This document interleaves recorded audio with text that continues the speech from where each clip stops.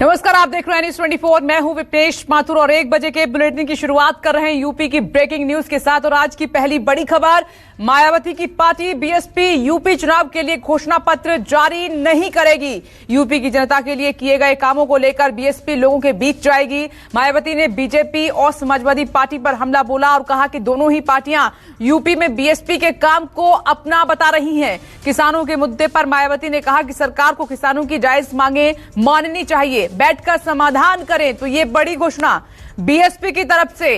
तो अशोक तिवारी, मैनिफेस्टो ही जारी नहीं होगा बीएसपी की तरफ से, कैसे पता चलेगा जनता को कि क्या करना चाहती है बीएसपी उनके लिए?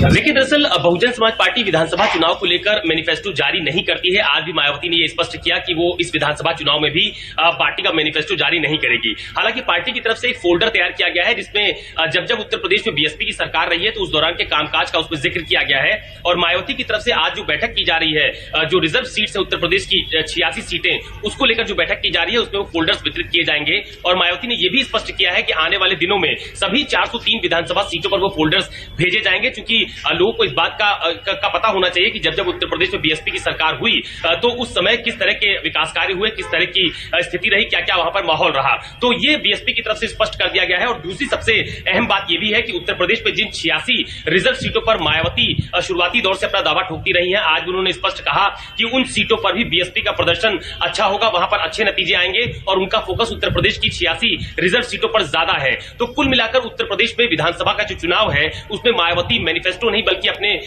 पिछले कार्यकाल के दौरान जो भी सरकार के कामकाज रहे हैं उसको लेकर जनता के बीच में जाने वाली है। उनका खास फोकस उत्तर प्रदेश की रिजर्व सीटों पर भी है और धीरे धीरे वो उत्तर प्रदेश के विधानसभा चुनाव पर अपना जो चुनावी अभियान है मैनिफेस्टो नहीं, फोल्डर्स दिए जाएंगे और पिछले कामों को गिनाया जाएगा। लौट रहे एक और ब्रेकिंग न्यूज का रुख कर लेते हैं। बीजेपी बूथ अध्यक्ष सम्मेलन में जेपी नड्डा की हुंकार। कानपुर में नड्डा, योगी 22,000 बूथ अध्यक्षों को जीत का मंत्र मिलकर दिया है। सीएम योगी ने कहा कि राष्ट्र धर्म के लिए समर्पित पार्टी है बीजेपी। और वहीं जेपी नड्डा ने बूथ अध्यक्षों से कहा कि राष्ट्र सेवा के भाव से आगे बढ़ना होगा।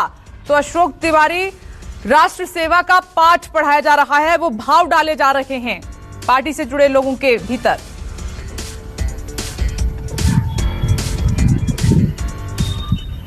देखिए, निश्चित तौर पर आप देखिए कि लगातार उत्तर प्रदेश में जैसे जैसे चुनाव नजदीक आ रहा है, केंद्रीय नेताओं के दौरे और उनकी जो सभाएं हैं वो लगातार सामने आ रही हैं। जेपी नड्डा भी उत्तर प्रदेश के 2 दिवसीय दौरे पर हैं। कल वो गोरखपुर में थे जहां पर उन्होंने बूथ अध्यक्षों के सम्मेलन को संबोधित किया था। उसके बाद वो देर रात लखनऊ में जो पार्टी का ऑफिस है बीजेपी का प्रदेश कार्यालय विधानसभा के ठीक सामने, वहां पर उन्होंने बीजेपी के जो प्रमुख नेता है उनके साथ बैठक की थी, जिसमें धर्मेंद्र प्रधान, इसके अलावा राधा मोहन सिंह जो उत्तर प्रदेश के प्रभारी है, ऐसे तमाम सारे नेता उनके साथ बैठक में मौजूद रहे। और आज कानपुर के दौरे पर जेपी नड्डा है, जहां पर बूथ अध्यक्षों के सम्मेलन के साथ साथ जो कानपुर और बुंदेलखंड में बीजेपी का बीच में कार्यालय होना है उसका वो उद्घाटन करने वाले हैं। तो कुल मिलाकर कोशिश इतनी की जा रही है बीजेपी की तरफ से कि बूथ स्तर तक पार्टी की मजबूती को बरकरार रखा जाए, पार्टी कार्यकर्ताओं के भीतर वही जोश बरकरार रखा जाए जो बीते चुनाव में देखने को मिला है, ताकि पार्टी वर्कर्स पूरी तन्मयता के साथ विधानसभा के चुनाव में जुटे और बीजेपी को ज्यादा सीटें हासिल हो सके। लेकिन इसके अलावा एक चीज और भी है। आप देखिए कि उत्तर प्रदेश में जैसे जैसे चुनाव नजदीक आ रहे हैं, बीजेपी के तमाम सारे बड़े नेता उत्तर प्रदेश में कैंप कर रहे हैं। बीते दिनों खुद प्रधानमंत्री नरेंद्र मोदी यूपी के दौरे पर थे, अमित शाह यूपी के दौरे पर थे,